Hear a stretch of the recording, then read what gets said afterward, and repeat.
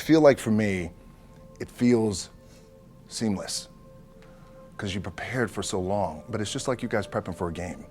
That's the fun part. That's where it's like, fuck, it's fun, man. People are paying their hard-earned dollars to come see you. They're cheering, they're going bananas, they're booing the shit out of you or on the road. That's fun. That's what you live for. I mean, that's the juice right there. The prep is where the character's made. And I just don't mean the character I play, I mean the character in here. So for me, the prep is getting with the director, getting with the producers, getting with the writers, so in essence, it's like getting with all your coaches and your different position coaches and all the meetings that you have to have, right? So that's the work you put in. The key for me was, where does it start? What's the anchor? What's the anchor? So I could have all these ambitions and you guys have all these ambitions, which is great.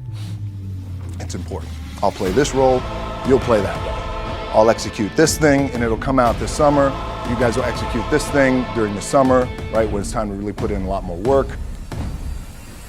But the key with me is just always finding what the anchor is. And the fucking anchor is getting up at 4 o'clock in the morning every day before anybody else and grounding my thought process is in the no one will outwork me. No one. I love and I respect you guys. You motherfuckers won't outwork me. All starts with this. 2 hands, putting it to work.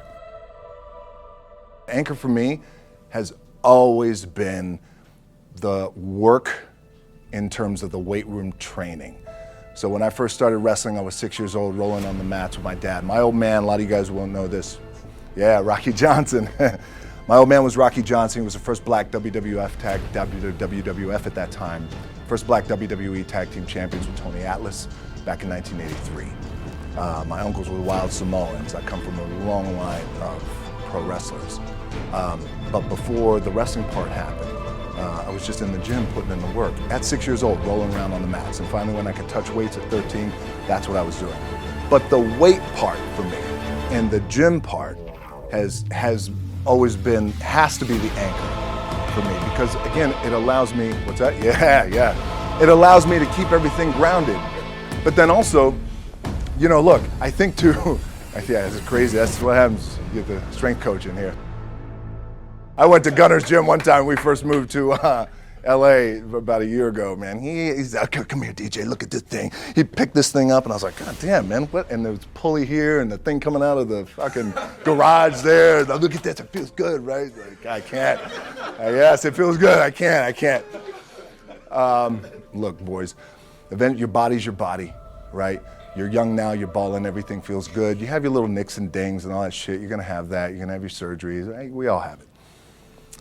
But eventually, and I promise you this, the one thing that will never, ever, ever go away is you get your ass in that weight room and you put in the work. That's gonna happen when you're 30, 40, 50, 60, 70. That never goes away.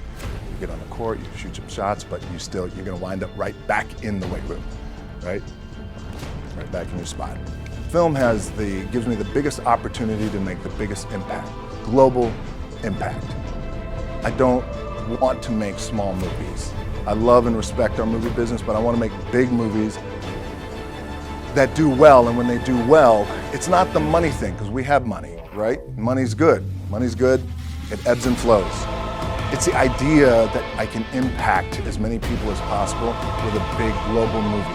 And when the global movie is touching $1 billion, that sounds good, right? It's good for the bank account, it's good for everybody involved, everybody's getting their piece of cake, it's great. But what that does do, I know I'm impacting people around the world by giving them some good entertainment, making them feel good, leaving the theater floating. So it's the same thing, right? When you guys have this bigger goal, say for example, when you become world champions again, as polarized as the sports world is, it's a fucking incredibly inspiring thing, even if they're not fans of your team. Even if they're not fans of your team. So think about that, you know, when you guys do that, the impact that has, the ripple effect that has for the city of LA, California, the United States, the globe, little kids. Damn, I want to be that one day. Favorite WWE moment will probably be, I've had a lot of them and got really, really lucky. I think probably the matches I had with Stone Cold Steve Austin. Yeah, they were really good and we just had a real special chemistry. And anytime we got in the ring, it created this kind of magic, and we broke a lot of records and pay-per-view records. At that time, WWE, they were still in the pay-per-view model and the pay-per-view business. They're not now. But that was always cool because we had a goal. Steve and I had a goal, which was let's sell out a stadium and let's break a pay-per-view record. But it was always cool with him because then always too, you know, he was the kind of guy who, and you guys have this, you have this amongst your team, you have this amongst players in the league, where that guy, former Texas football player, West Texas State down, so he was crazy, but he would push me and we would push each other every night. You know, and the thing that the WWE taught me, which I think you guys can take away and it can apply to a little bit of your practice in your business and your gameplay, is WWE taught me to always listen to the people. You always want to listen to the people. So when I would go out, you know, look, you go out, there's always a lot of ego, and you know, I want to do my shit, and then another wrestler would say, oh, I want to do my shit, and I want to do my finishing move, I want to do my finishing move. I got to look good, I got to do all this.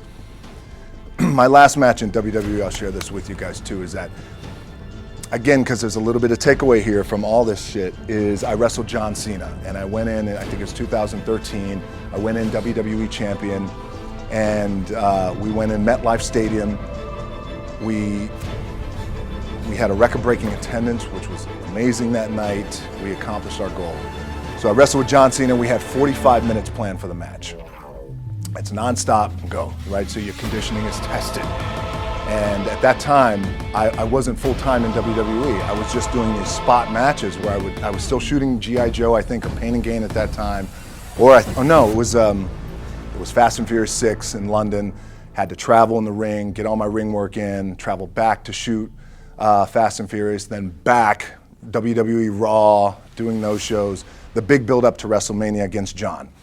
We get to MetLife Stadium, it's a big night, this is it, it's game night, right? It's championship night for me. 45-minute match planned out. There's no cut, there's no, all right, well, let's pick it back up tomorrow, you know, it's go time, it's just like you guys in a game. At the 15-minute mark, bang! I feel something pop. I'm like, boom! What the fuck? I'm laying there, and both of us are out. I said, oh fuck, something's going on. And I stick my hand, now there's 85,000 people, right? And we're just laid out like this. I kind of roll over, I stick my hand down in my trunk just to see, I want to make sure that there was no bone sticking out. So there's no bone sticking out. What the fuck? Something just happened. Referee comes over and he's like, Doc, you all right? I'm like, yeah, I think I'm all right. I get up, I go to step, and I can't step. I can't do this. I have to use my leg like momentum. I gotta do that. So now in that moment, and you guys are gonna have these moments, you probably already had them already, where you're in the game and you're in the thick of things, and you gotta make a decision. What I gotta do? I'm gonna stay in the game, I committed to the team, I committed to my team, the whole entire roster, right? And in the world of wrestling, when you have a big show like this and you have a big main event that the entire show is based around, the wrestlers will come up to the two people in the main event at some point all throughout the night in the locker room and just be like, hey, thank you for the house. I appreciate it. Thank you for the house. And what that means is that's their way of saying thank you for helping draw 85,000 people and putting a lot of fucking money in my paycheck, in my bank account. Thank you for the house. We got a lot of thank you for the houses that night. Bang. This happens, and now I realize I can't move my leg. And I got 30 minutes left of this match. And it's not just like fucking around. I mean, these are like, we got to put on a show. There's a lot of big flying and suplexes and all that. So I could tell the wrestlers, are you okay? And I have one moment. In this moment, it was a defining moment. I could either tell him, no, I'm done. He gives the signal, match is over. Or, let's keep going. And again, this is a little takeaway for you guys. If you ever have this moment, I'm sure you have. If you haven't, it's coming. We have this decision. I said, no, let's keep going. I said, how much time is up? He's like, 32 minutes.